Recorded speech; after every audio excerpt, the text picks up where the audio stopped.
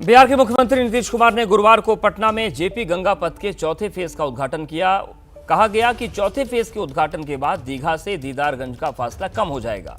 लेकिन अब इसी पुल से जुड़ी एक बड़ी खबर आ रही है और बड़ी खबर यह है कि बिहार में पथ निर्माण विभाग का एक कारनामा फिर से खुल गया। 72 घंटे के बाद जेपी गंगा पथ में दरार आ गई। लापरवाही छिपाने के लिए दरारें भरी गईं और सबसे बड़ी बात यह है कि 3,831 करोड़ की लागत से यह पुल बनाया गया।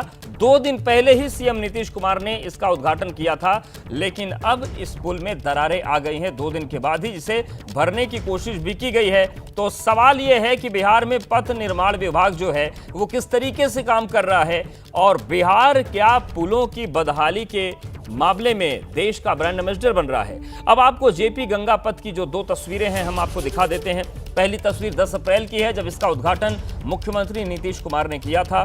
20.5 किलोमीटर लंबा ये पुल पटना शहर के 2 महत्वपूर्ण छोरों को जोड़ेगा। दूसरी तस्वीर इसके ठीक 72 घंटे के बाद की है, जब इस पुल पर दरार देखी गई। हालांकि दरार आने के बाद अपनी लापरवाही छिपाने के लिए आनन फानन में इस दरार को भर दिया गया। लेकिन सवाल ये उठता है कि ये कैसा निर्माण है कि 72 घंटे के अंदर ही इसमें दरार आ जाती है। मैं इस वक्त जेपी गंगा पथ पर मौजूद हूँ। पटना से दीदारगंज की तरफ ये सड़क जाती है। तस्वीरों के जरिए देख सकते हैं और समझ सकते हैं कैमरे से कि ये सड़क बिल्कुल नई नवेली है। अब मैं आपको बता दूं कि चूंकि गंगा किनारे ये ड्रीम प्रोजेक्ट है मरीन ड्राइव बिहार सरकार का, और उसी मरीन ड्राइव के तहत ये जेपी गंगा पथ का विस्तार हुआ है।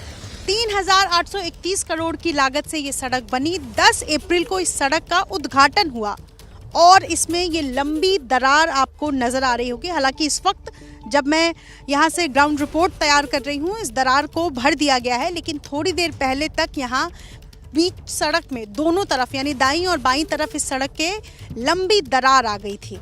इस सड़क को जब 10 अप्रैल को इसका शिलान्यास हुआ, उद्घाटन हुआ, तो इसे रिमोट कंट्रोल के द्वारा इसका शिलान्यास होता है। सीएम नीतीश कुमार पहुंचते हैं, पथ निर्माण मंत्री पहुंचते हैं, बिहार सरकार के तमाम वो मंत्री तामझाम के साथ पहुंचते हैं इस सड़क का उद्घाटन करने के लिए। अब इसे क्या कहा जाए, क्या क्वालिटी ख़राब है, सरकार ने जनता के भरोसे में एक दरार का काम किया है, तमाम सवाल उठ रहे हैं। तो देखा आपने 72 घंटे के भीतर ही पुल में दरार आ गई। हालांकि इसको छिपाया गया है, लेकिन सवाल यह है कि ऐसे हालात बिहार में बन क्यों रहे हैं।